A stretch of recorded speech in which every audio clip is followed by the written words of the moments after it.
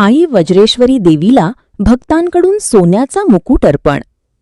वज्रेश्वरी देवीच्या यात्रेनिमित्त मंदिर परिसरात भक्तिभावाचे वातावरण पाहायला मिळत आहे।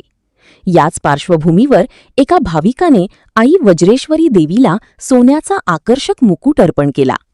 या सुवर्ण मुकुटामुळे देवीचे रूप अधिकच तेजस्वी आणि देखणे दिसत असल्याची भावना उपस्थित भक्तांनी व्यक्त केली। दरवर्षीप्रमाणे यंदाही वज्रेश्वरीची यात्रा मोठ्या उत्साहात सुरू असून राज्याच्या विविध भागांतून भाविक मोठ्या संख्येने दर्शनासाठी येत आहेत। भक्तांकडून विविध प्रकारची सेवा, देणगी आणि अर्पण करण्यात येत असून धार्मिक कार्यक्रमांनी परिसर भक्तिमय झाला आहे। मुकुट अर्पण केल्यानंतर मंदिरात विशेष पूजा आणि आरती करण्यात आली। याप्रसंगी मंदिर प्रशासनाने भाविकाचे आभार मानले असून अशा अर्पणांमुळे श्रद्धा आणि भक्ती अधिक दृढ होत असल्याचे सांगितले।